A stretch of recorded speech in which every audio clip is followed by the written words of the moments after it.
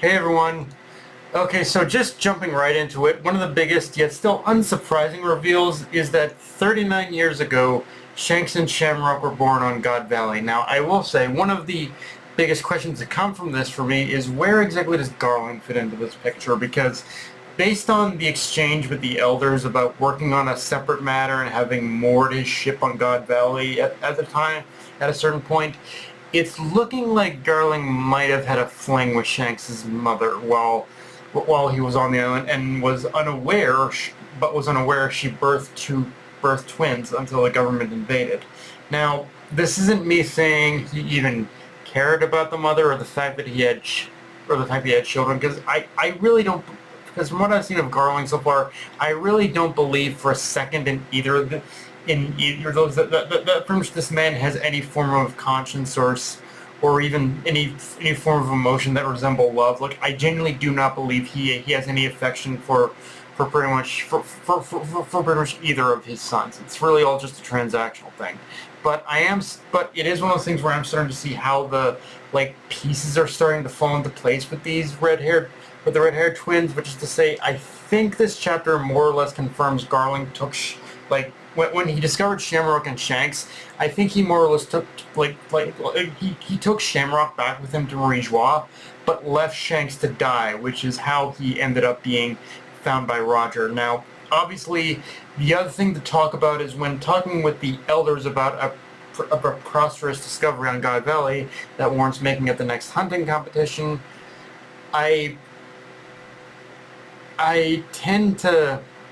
I think it's very likely he's talking about the Gum Gum slash human fruit Nika model, and of course we all know, and based on how we all know the God Valley incident went, I think it's almost a guarantee that that's what this is, but because there's no other thing it could be other than maybe something that's meant to be a clue to basically the One Piece, or something that is the One Piece. But I'm still going with the former being it, like the Gum Gum Hito Nika model fruit, because simply how it would fit with what the elders have talked about before, with the fruit constantly feeling like it's slipping through their fingers, like it's evading them at every turn. Like this, the fact that it was found on an unassuming island like God Valley, I think, is basically just one of feeds into that thing that Nika himself is constantly avoiding is constantly escaping the Elder's grasp.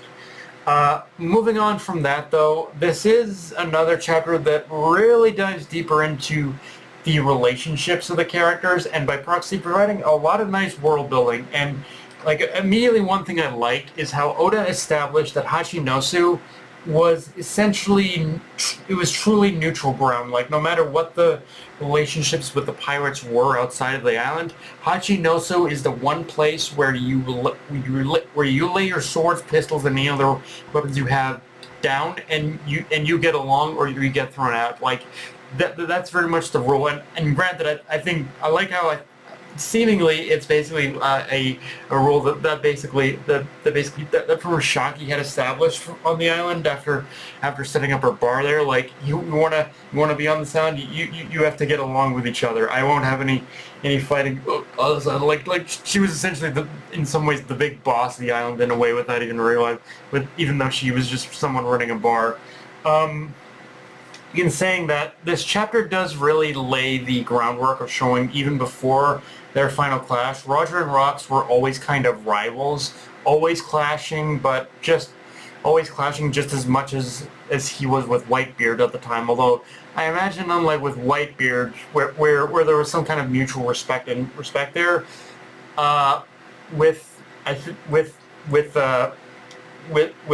Roger and with Roger and Rox, you definitely sense more of an animosity there, that they were always actively trying to kill each other. So it's not hard to see, just from these introductions and these interactions, how things came to the conclusion they did. The only question I'm still curious about, though, is that this flashback hasn't yet answered the question of just how Shaki ended up on God Valley, because as far as we know, that's because as far as we know, that's basically that's the reason Roger and Rox ended up on even coming to the island to begin with. It was to save Shaki.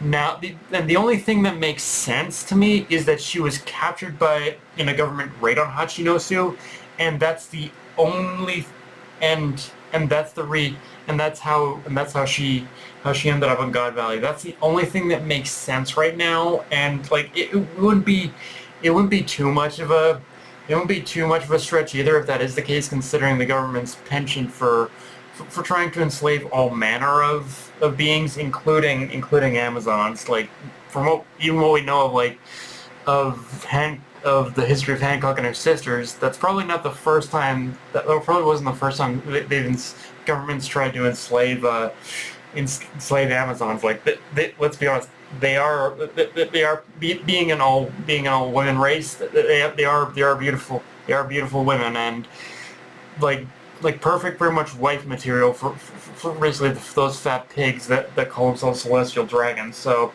wouldn't shock me. And yeah, the Roger and Gloriosa interaction in this chapter was definitely drawing parallels to Luffy and Hancock from how obsessed Gloriosa was with Roger. But of course, as we know, like I like how the only main difference being between Roger and Luffy was Roger was actually attracted to Shaki over Gloriosa, whereas in Luffy's case, it's just straight up he's not attracted to Hancock point blank. Like with Luffy, he's one of those characters where you can genuinely believe that the only thing close to sexual attraction for Luffy is his love for meat. Like that is literally the only thing he loves is a good cooked meat on a bone kind of thing. Like women, like, yeah, fuck it. Yeah, at best he sees them as friends, but nothing more. With that said, yeah, we also got to talk about the moment between Rox and Herald, because this is clearly the breakdown point where everything ended for the two of them. And the thing is, their little spat is definitely, they're both not entirely wrong. It's just that both have very misguided views as well. Herald himself is correct that the history of the Giants has been paved in nothing but blood, so I can understand him wanting to pursue any avenue of peace, even if it's the equivalent of making a deal with the devil. But that in itself is kind of the same, kind of amounts to a very similar problem as well, which is Herald only ever looked at this from one point of view, which is that of an ancient giant, the kind that were known for their brutality. So in a way, I think he associated all of Elbaph with that, and assumed this was the only option left in order to truly pursue peace. And this is where I think Rox is kind of spitting facts here. Like when you look at what Rox is saying to Herald, and when looking at the present history with the Giants, like not just in regards to the government, but invasion in the present, but just when looking at the history of the series as a whole, like everything in the present has played out exactly as he said. The only thing this very loose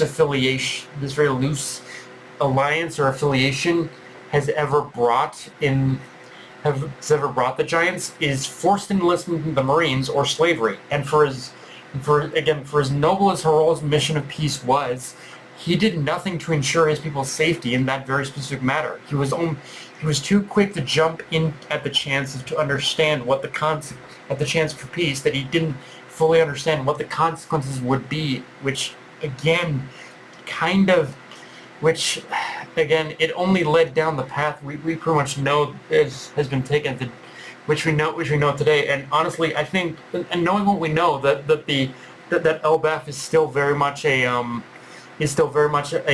independent nation, not associated with the government.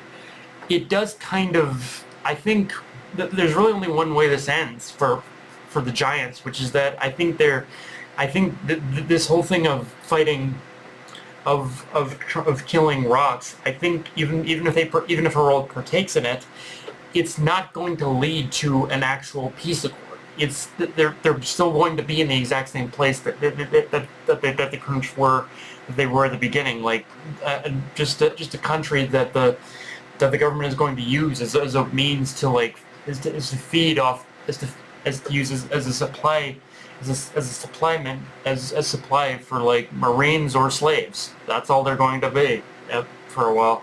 So yeah, what? So yeah, like it's like this whole thing just to me amounts to a lose-lose situation for Elbaph. No matter how this incident in God Valley ends. But yeah, guys, that's pretty much all I got for this review. If you enjoyed the video, like, comment, subscribe on Blue Sky, Analyze Crunchyroll, be sure to notification bell, subscribe button, and just everyone, guys. Dark Knight of a Night signing off. Later, everyone.